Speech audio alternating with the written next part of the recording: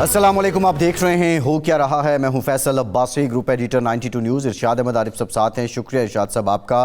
पाकिस्तान की सियासत में खैबर पख्तूनख्वा में गवर्नर राज और पाकिस्तान तहरीक इंसाफ पर पाबंदी से मुतालिक क़यास आराइयाँ जारी हैं। बलूचिस्तान असम्बली ने पाकिस्तान तहरीक इंसाफ पर पाबंदी से मुतालिक करारदाद भी मंजूर की।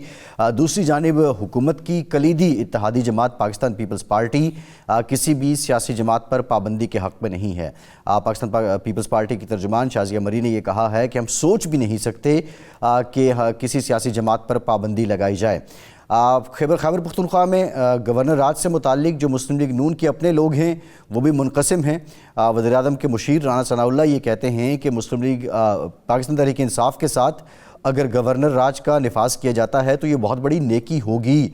और ये भी मुस्लिम लीग नून के कुछ जो काबरीन हैं वो ये कहते हैं कि गवर्नर राज के निफाज से जो लाइबिलिटीज़ हैं पाकिस्तान तहरीक इंसाफ की खैबर पख्तूनख्वा में हुकूमत की, वो अपने ज़िम्मे लेने वाली बात है।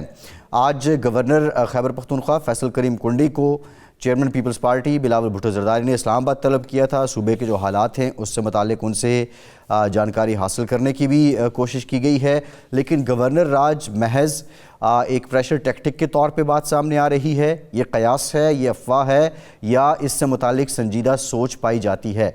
आज के प्रोग्राम में इस पर बात करेंगे। पाकिस्तान तहरीक इंसाफ डी चौक से एहतजाज और धरना ख़त्म होने के बाद मुनक़सिम है और मुख्तलिफ जो तहफ़्फ़ुज़ात हैं पाकिस्तान तहरीक इंसाफ की क़यादत के वो सामने आ रहे हैं।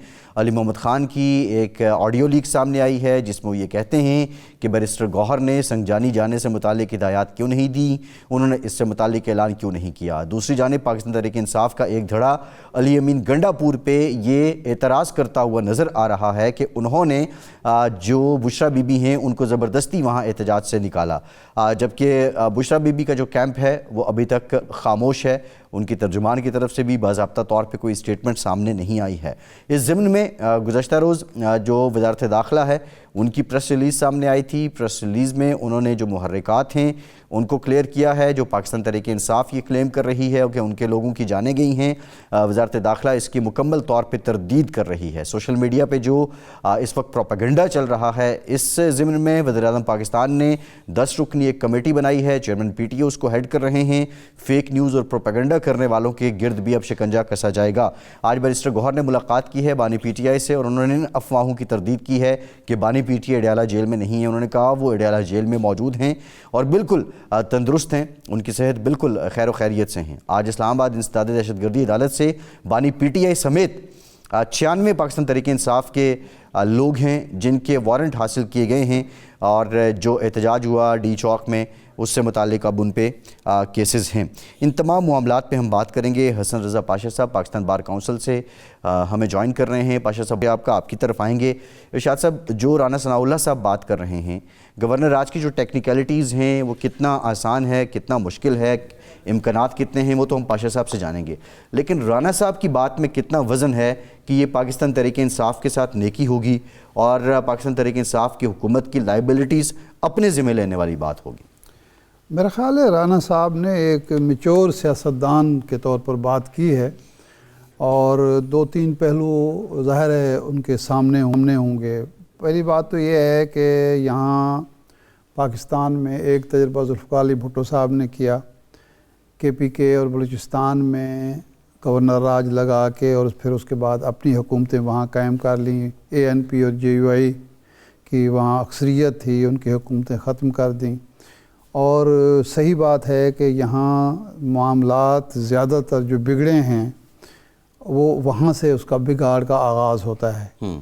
इससे पहले मामलात बिगाड़ का शिकार रहे 50s में, फिर वो मामलात संभाल लिए गए और फिर ये भुट्टो साहब ने दोबारा उसका वो कर दिया। उनकी अपनी वजूहात थी भुट्टो साहब की, लेकिन मामलात फिर जाके मार्शल दौर में, ज़िया-उल हक के दौर में जब रिकन्सिलिएशन की गई, ANP की क़यादत, NAP की जो क़यादत थी वो NP बन गई थी, तो उसके बाद मामलात कुछ बेहतर हुए जाके।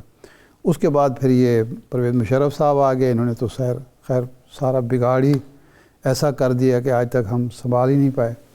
एक तजर्बा पीपल्स पार्टी ने फिर पंजाब में किया जब ये सलमान तासीर साहब के दौर में وہ اس خوف کے تحت کیا کہ جناب نواز شریف صاحب نے وکلاء تحریک جو تھی، عدلیہ بحالی تحریک تھی، اس میں حصہ لینے کا اعلان کیا، اور انہوں نے کہا، وکلاء نے اعلان کیا تھا، اعتزاز احسن صاحب نے اس وقت سپریم کورٹ بار ایسوسی ایشن کے غالباً صدر تھے وہ، انہوں نے یہ اعلان کیا تھا کہ ہم لانگ مارچ کریں گے لاہور سے اسلام آباد۔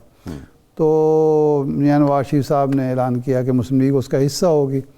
تو حکومت نے اس خوف سے کہ ایسا نہ ہو کہ سرکاری وسائل پنجاب کے استعمال ہوں یا پنجاب میں فری ہینڈ ملے، منیمم جو تھا وہ یہ فری ہینڈ مل گیا تو اسلام آباد تو ایسے ہی ہے نا، چھوٹی سی ایک ٹیریٹری ہے، تو پھر مشکل ہو جائے گا ہمارے لیے۔ وہ گورنر آج نافذ کر دیا، لیکن نتیجہ یہ ہوا کہ اس لانگ مارچ کے نتیجے میں نہ صرف یہ ہے کہ حکومت بحال ہو گئی، گورنر راج ختم ہو گیا، بلکہ ججز بھی بحال ہو گئے جی، اور وہ ساری تحریک جو ہے وہ گجرانوالہ جاتے جاتے مکمل ہو گئی اور کامیاب ہو گئی۔ تو اب اس وقت کے پی میں 2-3 طرح کے مسائل ہیں۔ ایک تو دہشت گردی ہے، امن عامہ سب سے بڑا مسئلہ، امن عامہ سب سے بڑا مسئلہ بنا ہوا ہے، اور اگر وہاں سیاسی انریسٹ بھی شروع ہو جاتا ہے،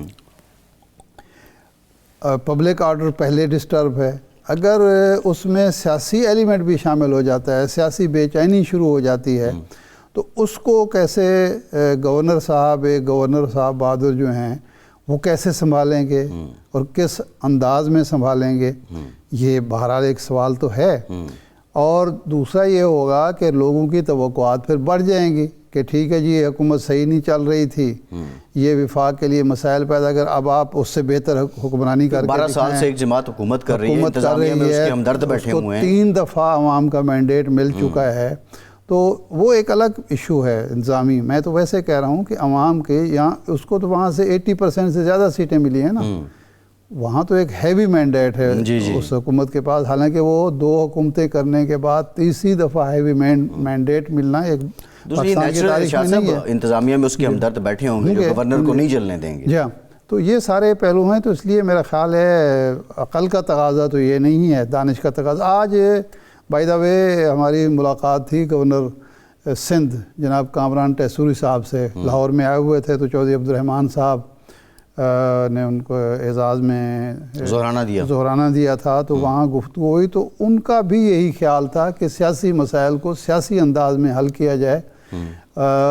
پی ٹی آئی کا بھی فرض ہے کہ وہ بھی بیہیو کرے، اور کے پی کے جو وزیر اعلیٰ ہیں وہ بھی معاملات کو اس حد تک نہ لے جائیں یا جواز پیدا نہ کریں ان کے بقول، لیکن وفاقی حکومت کو بھی اور مخالف سیاسی جماعتوں کو بھی دانش مندی کا مظاہرہ کرنا چاہیے، اور سیاسی معاملات نظام میں رہ کے انداز میں حل کرنے چاہیے، نہ یہ کہ آپ گورنر راج لگا کے معاملات کو مزید بگاڑ دیں۔ بالکل صحیح ہے۔ پاشا صاحب سے جانتے ہیں، پاشا صاحب پاکستان کے آئین میں گورنر راج لگانے کا طریقہ کار کیا ہے، اور خیبر پختونخوا کے اس وقت جو حالات ہیں، آپ سمجھتے ہیں کہ وہ گورنر راج کے لیے موافق ہیں؟ بسم اللہ الرحمن الرحیم۔ دیکھیں، گورنر راج لگانے کے تمام انگریڈینٹس مکمل ہو چکے ہیں، لیکن اس کا لگایا جانا ضروری ہے، اور اگر نہیں ضروری ہے تو کس حد تک ہے۔ میں یہ سمجھتا ہوں کہ پاکستان اس وقت سیاسی، معاشی، قانونی اور آئینی معاملات میں جھگڑا ہوا ہے، اور اگر آپ اس میں مزید یہ سیاسی معاملات کو مس ہینڈلنگ کریں گے تو اس سے جو سموتھ ورکنگ کا ایک چاہ ہے، ایک سوچ ہے، اس کو نقصان پہنچے گا۔ سیاسی طور پہ بینیفیشری یقینی طور پہ پی ٹی آئی ہوگی، کیونکہ آپ دیکھ لیں کہ پی ٹی آئی 2013 کے بعد انہوں نے ایجیٹیشن کی، پالیٹکس کی، اور بھرپور قسم کا انہوں نے ایجیٹیشن کیا، اور مسلسل برسر پیکار رہے، گلیوں میں جلوس کیے، کیا انہوں نے نہیں کیا۔ 2018 کے الیکشن میں حکومت میں ہونے کے باوجود ان کا ایٹیچیوڈ وہی رہا جو کہ اپوزیشن میں ہوتا ہے۔ اس کا بینیفٹ ملا یا نہ ملا، لیکن اپریل 2022 میں یہ حالت ہو گئی تھی کہ ان کے ٹکٹ پہ الیکشن لڑنے کو تیار نہیں تھے.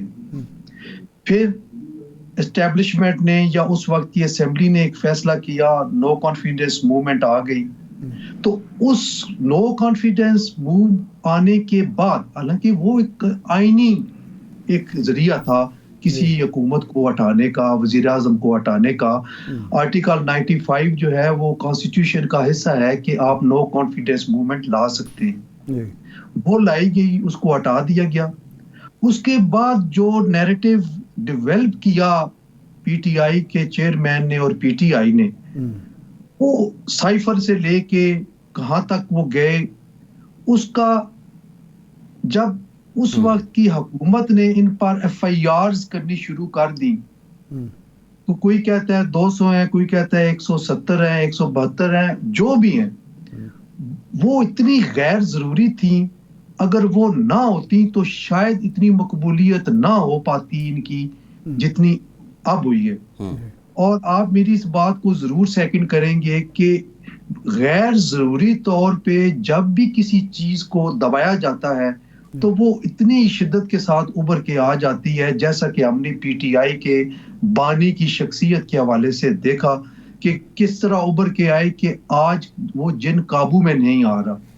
میں یہ سمجھتا ہوں ذاتی طور پہ کہ آلدو کے آئین میں یہ پروویژن ہے کہ گورنر راج جو ہے وہ لگایا جا سکتا ہے, لیکن اس کا جو طریقہ کار ہے وہ آئین کے مطابق اسمبلی کی ریزولوشن سے منسلک ہوتا ہے اور اتنی آسانی سے نہیں لگایا جا سکتا. اچھا, تو ان کو میرا تو یہ مشورہ ہوگا کہ نہ لگائیں تو زیادہ بہتر ہے, کیونکہ اگر لگائیں گے تو پھر ایک اور شہادت یعنی سیاسی شہید کے طور پہ پی ٹی آئی ادھر سے ابھرے گی. اور ایک اور بڑی خطرناک بات ہے کہ پچھلے جو ایونٹ ہوئے ہیں اس سے پی ٹی آئی ایجیٹیشن یا روڈ پالیٹکس میں وہ باقی صوبوں سے بہت کم نظر آئی ہے, لیکن خیبر پختونخوا میں بہت زیادہ آئی ہے. ان کو ساتھ لے چلنا ضروری ہے. اگر آپ پاشا صاحب جب کے پی کے اسم کی منظوری ضروری ہے, قرارداد ضروری ہے 18ویں ترمیم کے بعد,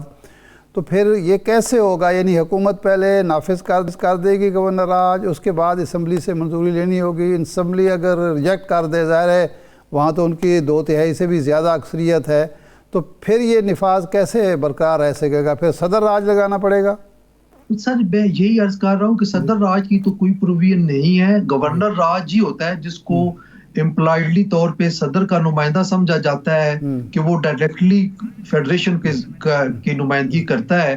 تو دیکھیں, آپ کو یاد ہوگا کہ وزیر اطلاعات نے آج سے 3 مہینے پہلے پی ٹی آئی پہ پابندی لگانے کی بات کی تھی اور اس کے بعد وہ ختم ہو گئی, کیونکہ کچھ چیزیں ایسی ہیں جن کو اگر آپ سطحی طور پہ دیکھیں گے تو ہر چیز ممکن نظر آتی ہے, اور اگر آپ ڈیپتھ میں جائیں گے اور اس کے سارے پروس اینڈ کامز پہ نظر ڈالیں گے تو پھر صورتحال آپ کو بالکل ڈیفرنٹ نظر آتی ہے, اور ایسی سچویشن نظر آتی ہے جہاں پہ اگر آپ وہ قدم جو اعلان کیا گیا ہے وہ اٹھاتے ہیں تو اس کے بھی نقصانات زیادہ ہیں, فوائد کم ہیں. اچھا, اگر بالفرض ابھی تو مفروضے پہ بات ہو رہی ہے, گورنر راج کا نفاذ ہوتا ہے, اس کو چیلنج کیا جاتا ہے, تو یہ چیلنج جو ہوگا وہ ظاہر ہے کے پی کے ہائی کورٹ میں ہوگا, اور ہائی کورٹ کا ریگولر بینچ سنے گا یا آئینی بینچ سنے گا. ابھی تک کے پی کے میں آئینی بینچ تشکیل ہی نہیں پایا, تو اس کا مطلب ریگولر بینچ اس کی سماعت کرے گا. بالکل ارشاد صاحب, چونکہ اس کو منسلک کر دیا گیا ہے کہ اگر پروونشل اسمبلی ریزولوشن پاس کرے گی تو پھر آئینی بینچ کی تشکیل ہوگی. تو مجھے تو نہیں لگ رہا کہ کے پی کے اسمبلی جو ہے وہ آئینی بینچ کی تشکیل کے لیے ریزولوشن پاس کرے. لہٰذا وہ جو کورٹ اس وقت ایگزسٹ کر رہی ہے وہ اسی طریقہ کار کے تحت سنے گی جو 26ویں ترمیم سے پہلے کا طریقہ کار تھا, اور ظاہر ہے وہ جو بینچ کی تشکیل چیف جسٹس دیں گے وہی سماعت کرے گا. صحیح ہے. پاشا صاحب, پاکستان تحریک انصاف پہ پابندی کی بات بھی ہو رہی ہے، بلوچستان اسمبلی سے قرارداد بھی منظور ہوئی ہے، پنجاب اسمبلی میں بھی ایک قرارداد پیش ہوئی ہے ایگزیکٹلی۔ سیاسی جماعت پر پابندی کا معاملہ اگر سپریم کورٹ میں جائے، یہ ریفرنس اگر جاتا ہے حکومت کی طرف سے، تو اب 26ویں آئینی ترمیم کے بعد اس کو کون سنے گا؟ کیا یہ آئینی بینچ کے پاس جائے گا؟ کیا یہ 184(3) کے زمرے میں آتا ہے؟ یا یہ کلیئر ہے کہ اس پہ جو معمول کے بینچ ہیں، معمول کی سپریم کورٹ کی سماعتیں وہی ہوں گی؟ دیکھیں 26ویں ترمیم کے بعد یہ معاملہ آئینی بینچ کے پاس ہی جائے گا اور اسی کو ہی اختیار سماعت حاصل ہے۔ لیکن میں سمجھتا ہوں کہ ایک پولیٹیکل پارٹی پہ اس طرح کی پابندی عائد کرنا وہ بھی کوئی اتنی خوش آئند یا مناسب بات نہیں ہے۔ دیکھیں جس نظر سے بھی دیکھیں 32% vote P T I backed independent لوگوں نے لیے ہیں۔ کیا سارے کے سارے ٹیررسٹ ہیں؟ بالکل بھی نہیں۔ یہ ایک ایسا ہجوم ہوتا ہے، کوئی بھی پولیٹیکل موو ہوتی ہے تو جو قیادت کر رہا ہوتا ہے اس کے ہاتھ سے بھی بات نکل جاتی ہے، چونکہ بعض ایسے ایکٹیوسٹ ہوتے ہیں جو کہ پارٹی کے بھی ہوتے ہیں اور جو پلانٹ بھی کیے جاتے ہیں، یا پھر واقعی وہ دہشت گردی کا نظریہ رکھ کے شرارت کرنے کے لیے اس موب میں گھس جاتے ہیں۔ تو وہ اس کا مطلب یہ نہیں ہے کہ جو باقی اس روڈ پہ یا اپنے گھروں میں بیٹھے ہوئے وہ انوسینٹ سٹیزنز ہیں جو کہ اس کے فالوورز یا اس کے ممبرز یا اس کے سپورٹرز ہیں، تو وہ سارے کے سارے دہشت گرد نہیں ہو سکتے۔ دیکھیں یہاں پہ بزرگ بھی ہیں اس پارٹی میں، بچے بھی ہیں، خواتین بھی ہیں، نوجوان بھی ہیں، تو سب کو ایک نظر سے دیکھنا یہ مناسب نہیں لگتا۔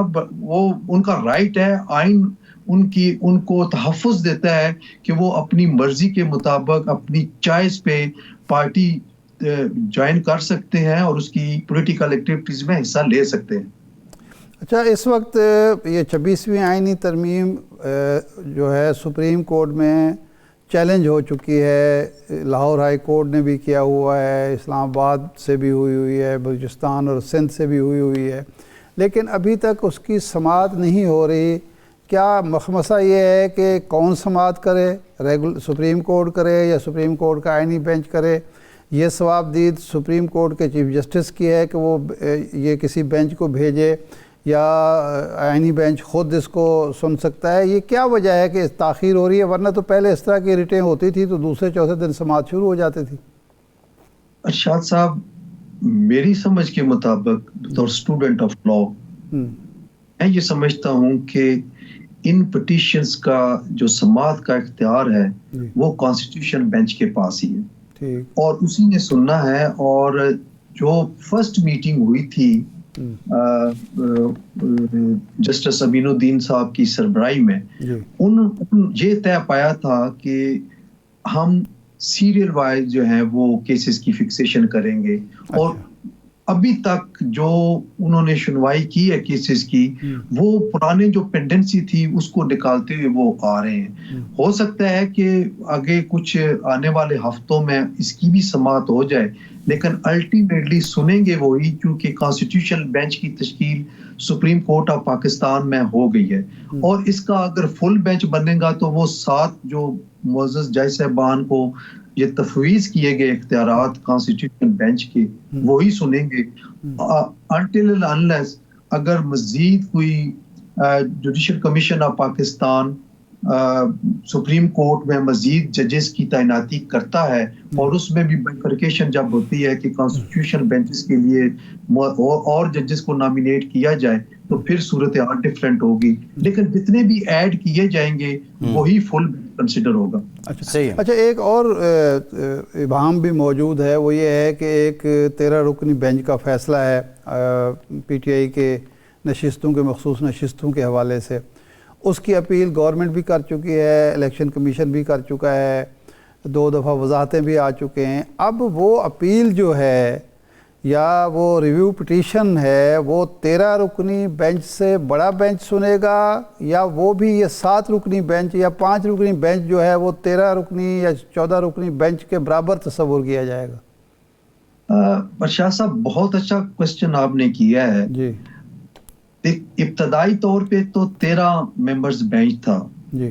اور اس میں سے 8 معزز جائے صاحبان نے ان کی جو ریزرو سیٹس کے حوالے سے انہوں نے فیصلہ دیا پی ٹی آئی کے حق میں، اور باقی جو 5 تھے انہوں نے اس کے خلاف دیا. میں ایک سیدھی بات ہے، تو ابھی جب اپیل ہوگی تو appeal practice and procedure act کے تحت اپیل اس سے لارجر بینچ کے پاس ہوگی. جی جی صحیح ہے. کم از کم 14 تو ججز ہونے چاہیے. ہاں 13 سے زیادہ ہونے چاہیے. اور دوسری بات یہ ہے کہ 7 تو ہو ہی نہیں سکتے، ایون 8 بھی نہیں ہو سکتے، کیونکہ 8 کے فیصلے کو انڈو کرنے کے لیے پھر آپ کو 9 ججز کم از کم چاہیے ہوں اگر آپ نے ادروائز کرنا ہے. یہ بھی ایک قیاس ہے.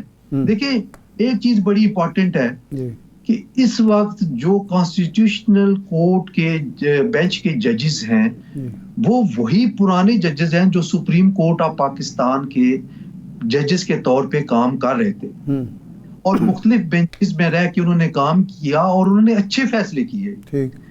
ایک جو تاثر یہ دیا جا رہا ہے کہ اس کی کانسٹیٹیوشن کی وجہ سے شاید حکومت وقت جو ہے وہ ان پہ ڈومینیٹ کرتی ہے یا کرے گی، اور یہ فیصلے ادروائز کریں گے. ود ڈیو ریسپیکٹ میں یہ عرض کروں گا کہ میں اس سے اختلاف کرتا ہوں. ایسا کوئی ان میں ایسا جج نہیں ہے جو حکومت کے اثر میں آ کے اس طرح کا فیصلہ کرے جو حکومت کی خواہش ہو. ہاں اپنی سوچ، اپنی سمجھ اور اپنے ویژن کے مطابق اگر کوئی وہ کرتے ہیں اور وہ کوئی ادروائز آتا ہے تو وہ اب دیکھیں نا، جسٹس عائشہ ملک ہیں وہ اس بینچ کا حصہ ہیں. اب آپ ان کو تصور کر سکتے ہیں کہ وہ کچھ ایسی بات کریں گے؟ جسٹس امین الدین صاحب کو ہی آپ لے لیں. نہیں پاشا صاحب یہ بتائیے، پاشا صاحب ایک امین الدین خان صاحب کے بارے میں آپ ذرا بات کر لیں. جی میں یہ عرض کر رہا ہوں کہ ان کی کریڈیبلٹی کے حوالے سے بھی آپ ان کی ورکنگ دیکھ لیں. ڈے 1 سے جب وہ ہائی کورٹ کے جج تھے، جب سپریم کورٹ میں آئے، اس وقت سے لے کے آج تک انہوں نے کوئی ایسا فیصلہ نہیں کیا جس پہ ان کی کریڈیبلٹی پہ حرف آئے. میں یہ اس لیے کہہ رہا ہوں کہ یہ تاثر جو دیا جا رہا ہے ایک مخصوص حلقے سے کہ سپریم کورٹ بالکل ختم ہو چکی ہے. سپریم کورٹ کے یہ ججز جو کانسٹیٹیوشنل بینچز کا حصہ بن گئے ہیں، یہ حکومت کے اس کے مطابق کام کریں گے. میں اس بات کی اس وقت تو میں نفی کرتا ہوں. لیکن اب آپ کا نقطہ نظر یہ ہے کہ اب یہ جو کم از کم اپیل ہے یہ 13 رکنی بینچ سے بڑا بینچ ہی سن سکتا ہے. آئین کے مطابق، پریکٹس اینڈ پروسیجر بل جو آرڈیننس ہے اس کے مطابق، بلکہ ایکٹ ہے، کیونکہ اس میں تو یہی کہا گیا ہے کہ اپیل اس سے بڑا بینچ سنے گا. تو 13 رکنی بینچ کا یہ فیصلہ ہے. فیصلہ 8 نے دیا، لیکن یہ ہے تو 13 رکنی بینچ کا فیصلہ ہے نا، تو اس سے بڑا بینچ جی کنسیڈر 13 رکنی ہوگا. ہاں 13 رکنی ہوگا. نہیں 26ویں آئینی ترمیم جو ہے وہ پاشا صاحب اس کو افیکٹ نہیں کر رہی ہے کیا؟ جی فی الحال افیکٹ کر رہی ہے. فار دیٹ ریزن وہ اپیل نہیں فکس ہوئی شاید، کیونکہ ججز کی تعداد پوری نہیں ہے. اب جو اس امینڈمنٹ آئی ہے ججز کی تعداد کے حوالے سے کہ اپ ٹو 34 ججز ہو سکتے ہیں، ضروری نہیں ہے کہ 34 ہی آئیں یا اتنے ہی 17 اور رکھ دیے جائیں. اپ ٹو 34 ہے تو ہو سکتا ہے کہ ججز جو مجھے سننے میں آ رہا ہے کہ سپریم کورٹ میں مزید ججز کی ایلیویشن ہونے جا رہی ہے. مختلف ہائی کورٹ سے سینئر ججز کو اس میں لایا جا رہا ہے میرا خیال. تو کوئی سپریم کورٹ میں ڈائریکٹ بھی ججز لائے جا سکتے ہیں؟ جی بالکل، آئین اس کی اجازت دیتا ہے کہ آپ وکلاء میں سے بھی ڈائریکٹلی لا سکتے ہیں. آپ کو یاد ہوگا کہ ماضی قریب میں لاہور ہائی کورٹ کے جج جسٹس قاضی امین احمد صاحب 30ویں نمبر پہ تھے، وہ ریٹائر ہو گئے.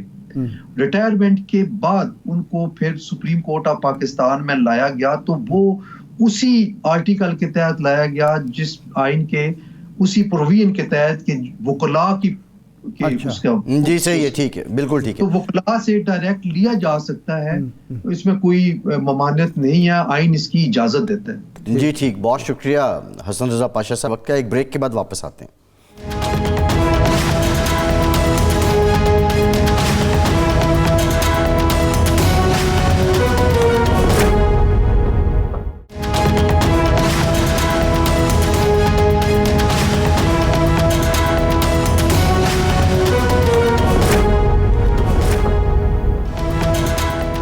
بریک کے بعد ایک بار پھر سے آپ کو خوش آمدید کہیں گے۔ ارشاد صاحب، پاکستان تحریک انصاف میں ایک اپنا گھمسان کا رن ہے اور بالخصوص ڈی چوک کا جو احتجاج ہے وہ ختم ہونے کے بعد احتجاج کو لیڈ کرنے والی جو قیادت تھی بشرا بی بی صاحبہ اور علی امین گنڈا پور صاحب، ان کے وہاں سے نکل جانے کے بعد اب مختلف قسم کے بیانات سامنے آ رہے ہیں۔ آج تو ویسے علی محمد خان صاحب نے یہ کہا، ایک آڈیو ان کے سامنے آئی گزشتہ روز جس میں وہ کہہ رہے ہیں کہ بیرسٹر گوہر کو بطور چیئرمین پی ٹی آئی سنجانی جانے کا کہہ دینا چاہیے تھا، ان کو اعلان کر دینا چاہیے تھا۔ بہرحال علی محمد خان صاحب جب احتجاج ہو رہا تھا تو ان پہ ایک اپنا کرٹیسزم تھا کہ وہ صرف ٹی وی شوز میں آتے ہیں، سوشل میڈیا پہ آتے ہیں، گراؤنڈ پہ نہیں آتے، اور اسی طرح کا ہر ایک دوسرے پہ کرٹیسزم چل رہا ہے۔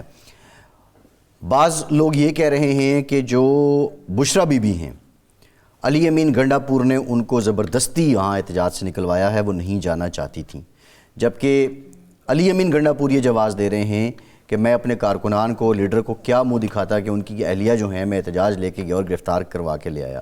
آج یہ بھی رپورٹ ہوا کہ ڈیالہ جیل میں بانی پی ٹی آئی نے بشرا بی بی اور علی امین کو احتجاج کرنے پہ داد دی ہے، تحسین پیش کی ہے۔ اس سب میں پی ٹی آئی کہاں غلط ہو رہی ہے اور یہ درستگی کیا ان کی ہو سکتی ہے، کیونکہ ابھی لگتا ہے کہ شخصی لڑائی زیادہ ہو رہی ہے۔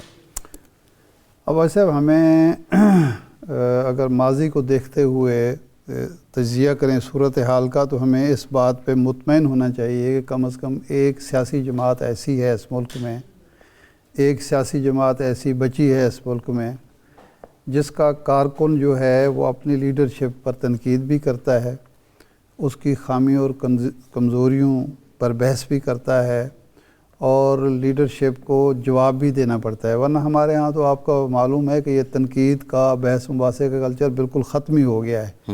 جو یعنی حکم دے دیا لیڈر نے، لیڈر کے منہ سے جو بات نکل گئی وہ حرف آخر ہے، اور اس کے بعد نہ اختلاف کی گنجائش ہے اور نہ اس پر بحث کی کوئی گنجائش ہے۔ یہ تو اس کا اطمینان بخش پہلو ہے اس معاملے کا۔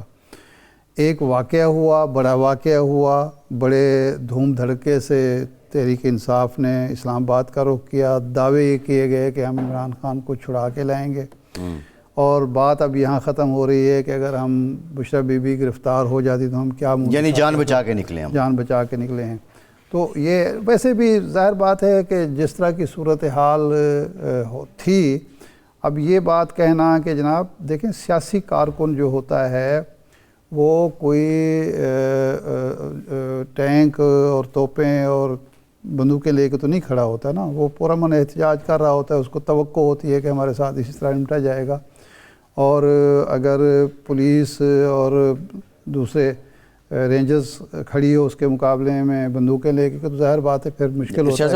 یہاں پہ یہ ہوا کہ ان کے جو لوگ گرفتار ہوئے ہیں ان کی سٹیٹمنٹس بھی آ رہی ہیں، 39 کے قریب اسلام آباد پولیس کے مطابق ہتھیار برآمد ہوئے ہیں، ان سے شیل برآمد ہوئے ہیں۔ اصل میں یہ بھی تو ہوئے ہوں گے، مجھے کوئی حق حاصل نہیں ہے کہ میں پولیس کی سٹیٹمنٹ کو چیلنج کروں یا جھٹلاؤں، لیکن پاکستان میں پولیس کا ادارہ خاص طور پر اور حکومت کے ادارے بھی، ان کی کریڈیبلٹی اتنی نیچے جا چکی ہے کہ لوگ پولیس صحیح بھی بات کر رہی ہو تو مانتے نہیں ہیں، کیونکہ ایسی باتیں دیکھیں۔ 28 ستمبر کو ایک آدمی پچھلے سال ستمبر سے جیل میں بیٹھا ہوا ہے اور 28 ستمبر کے احتجاج میں اس کو گرفتار کیا جا رہا ہے۔ دنیا کے کسی مہذب ملک میں ایسا ہو سکتا ہے, ایسی گرفتاری ہو سکتی ہے؟ نہیں, اب وہ احتجاج, اب ریسنٹلی بھی احتجاج کی کال انہوں نے دی. اب کال دینا جو ہے, کال دینے کا مطلب یہ ہے کہ کال دینے پر آپ اس پر مقدمہ کر کے گرفتاری کر سکتے ہیں کسی نہیں, اب وہ ایما کا بھی تو معاملہ ہے نا, 109 آرٹیکل. یہ پاکستان میں ہی ممکن ہے نا یہ ساری چیزیں.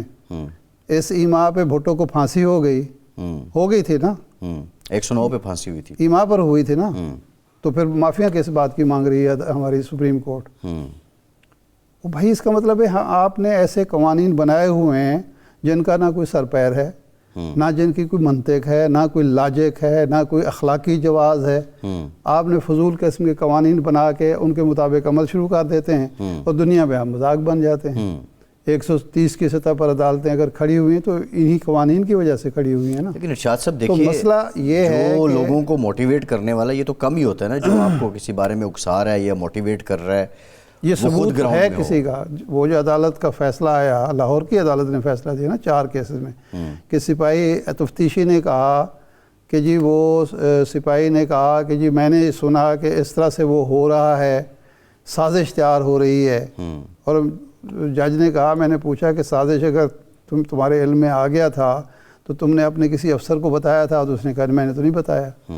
یعنی ایک ایسی سازش جو اس نے سنی ہے اور وہ کسی کو بتانے کے لائق نہیں ہے, یہ بتاتے نہیں ہیں. میں یہ نہیں کہہ رہا کہ یہ سارا کچھ غلط ہوگا جو کچھ, میں یہ کہہ رہا ہوں کہ ہمارے ہاں چونکہ کریڈیبلٹی کا ایشو بن چکا ہے کہ یہاں جو بات کی جاتی ہے وہ لوگ مذاق اڑانا شروع کر دیتے ہیں, جو کہ اچھی بات نہیں ہے. کہ جن لوگوں نے ہماری جان مال کی حفاظت کرنی ہے ان کی کسی بات کو سیریس ہی نہ لیا جائے. تو یہ معاملات ہیں. لیکن اب جو میں بات کر رہا تھا پارٹی کے حوالے سے, کہ پارٹی کے جو لیڈرشپ ہے اس معاملے میں بھانت بات کی بولی بول رہی ہے.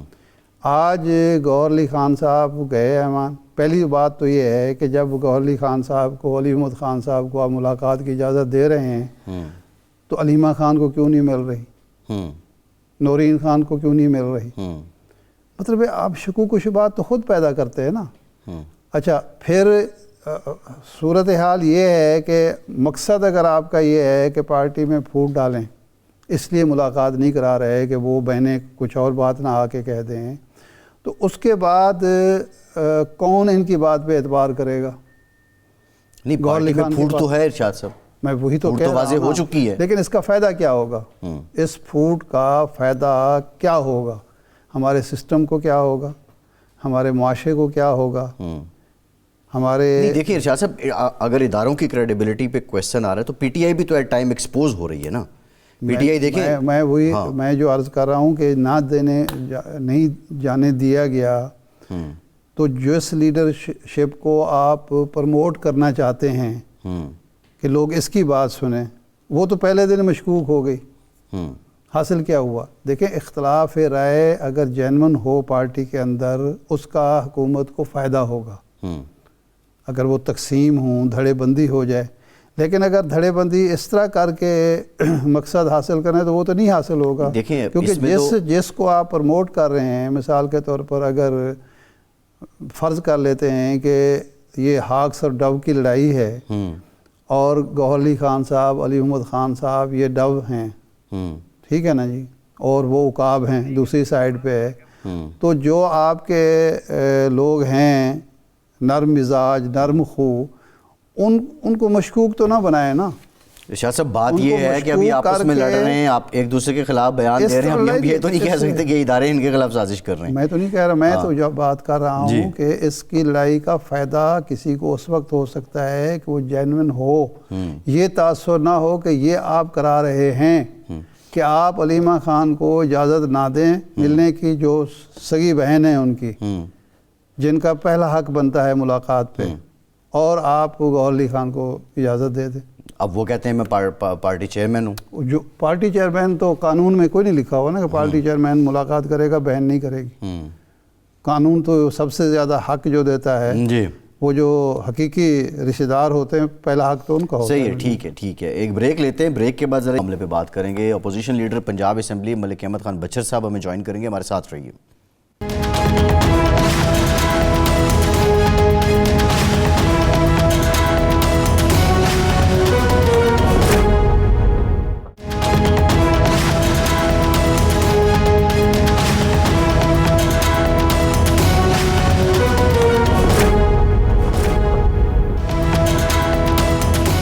بریک کے بعد ایک بار پھر سے آپ کا خیر مقدم کرتے ہیں. ملک احمد خان بچر صاحب نے ہمیں جوائن کیا. ملک صاحب بہت شکریہ آپ کا. ملک صاحب حکومت کے بقول آپ کا جو احتجاج تھا اس میں مراد سعید جو لوگ شرپسندی کر رہے تھے اس کو لیڈ کر رہے تھے, اور مراد سعید جو ہیں حکومت یہ بھی کہتی ہے کہ وہ وزیر اعلیٰ ہاؤس پشاور میں بیٹھے ہوئے ہیں.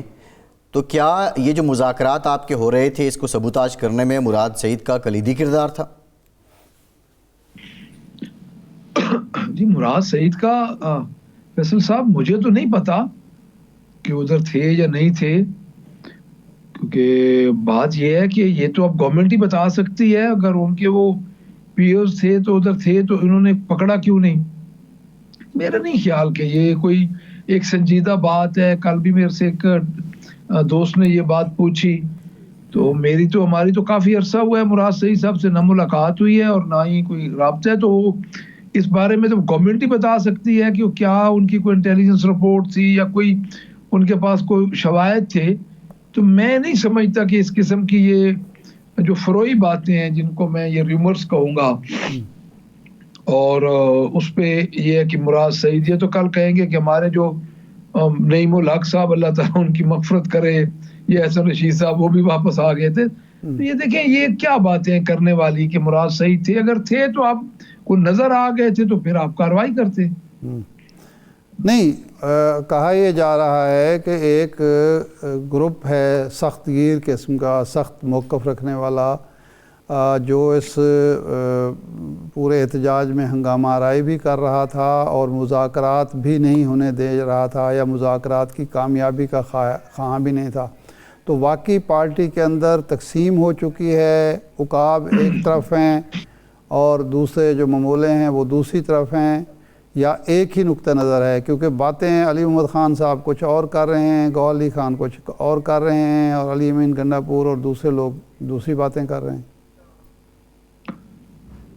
جی ارشاد صاحب, میں ایک چیز آپ کو عرض کر دوں کہ پاکستان تحریک انصاف جو ہے وہ کوئی عام حالات سے نہیں گزر رہی.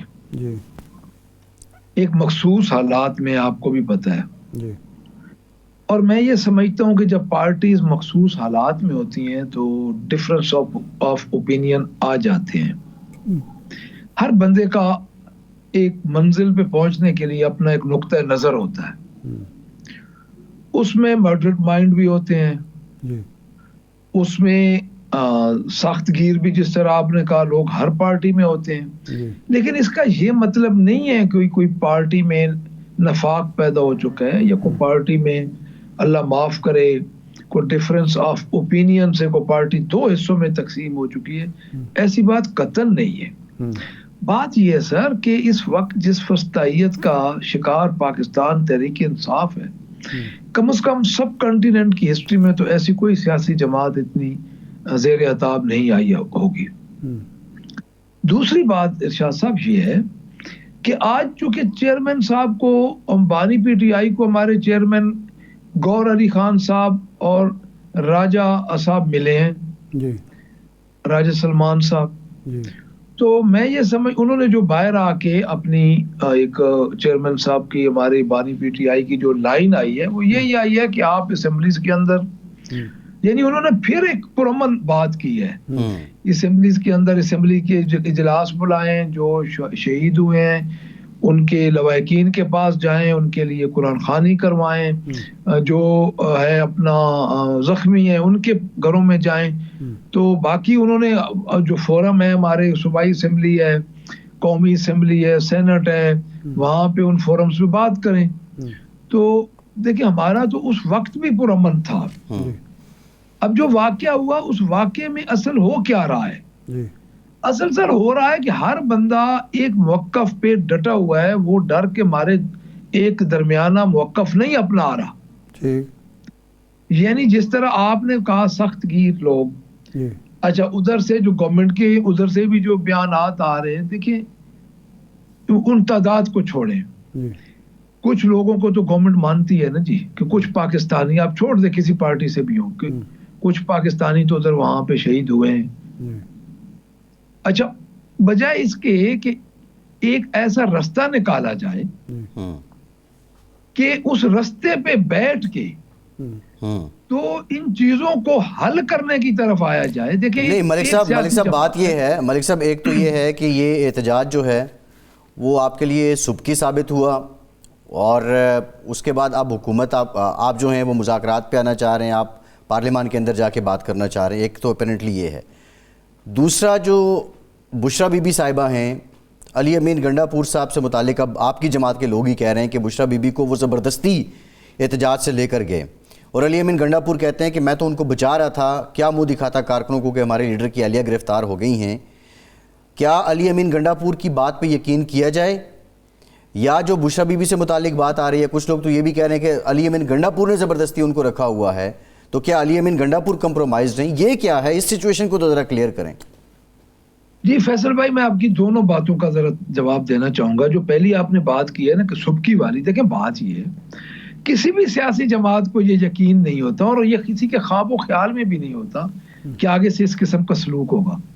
دیکھیں ہجوم چاہے جس قسم کا بھی ہو، چاہے وہ جلسہ ہو، چاہے وہ پارٹی کا ہجوم ہو، چاہے وہ جو کچھ بھی ہو، یہ آخری سٹیپ ہوتا ہے جو پہلا سٹیپ لیا گیا تھا. اس سے پہلے واٹر کینن ہوتی ہیں، شیلنگ ہوتی ہے، سو طریقے ہوتے ہیں. پہلی بات تو یہ ہے کہ ہمارا ہرگز یہ مقصد نہ تھا نہ ہوگا. پہلے ہم نے جلسے بھی کیے ہیں، گملہ بھی نہیں ٹوٹا.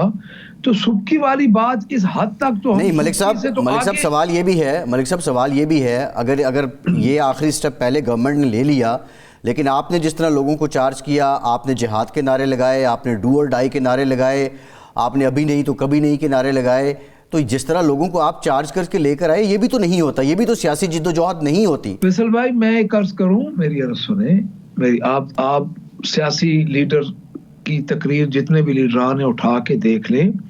ایکچولی جو پنجاب میں ہوا ہے، میں اسی طرف آ رہا ہوں، جس طرح فسطائیت اور جس طرح علاقے بند کیے گئے، وہ ایک ریٹیلیشن تھی، فرسٹریشن تھی. میں اس سے آگے جا رہا ہوں، میں اسی بات پہ آ رہا ہوں.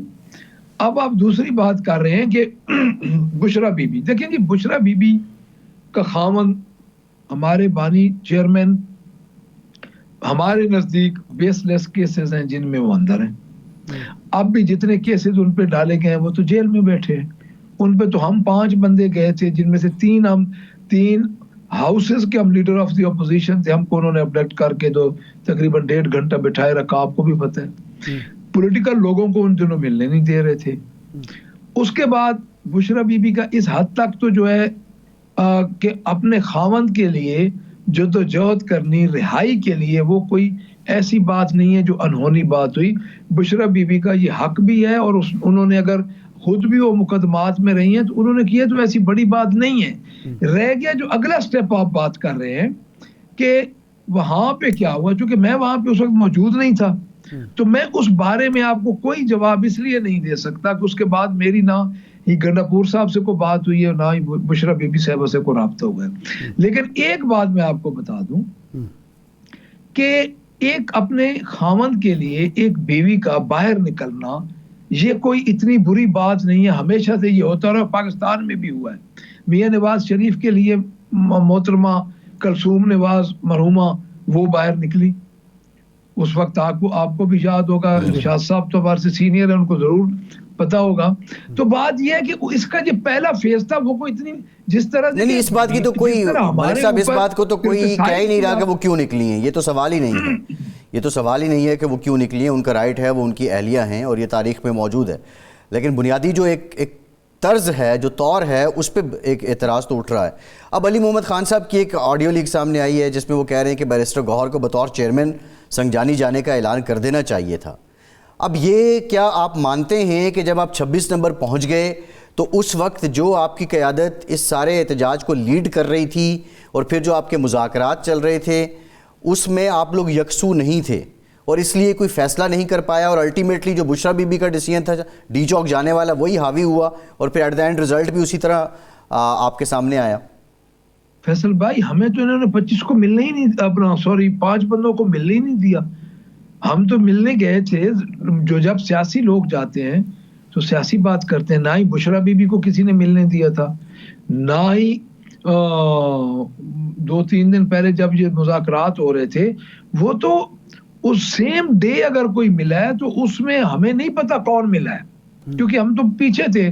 نہیں بیرسٹر گوہر کی ملاقات ہوئی ہے, بیرسٹر گوہر کی ملاقات ہوئی ہے. جی بیرسٹر گوہر صاحب کی ہوئی ہے, بٹ بیرسٹر گوہر صاحب نے جب باہر آ کے بات کی تو انہوں نے تو یہ نہیں کہا کہ خان صاحب نے کہا یا سنجانی والا معاملہ کیوں, جس طرح یہی سوال تو علی محمد خان بھی اٹھا رہے ہیں, یہی سوال وہ تو ان کی پولیٹیکل, دیکھیں علی محمد خان صاحب چونکہ اس پولیٹیکل پارٹی کے ممبر ہیں اور میں اس وقت اس میٹنگ میں نہیں تھا, تو وہ اس وقت کی بات کر رہے ہیں کہ اس میں یہ باتیں ہوئیں.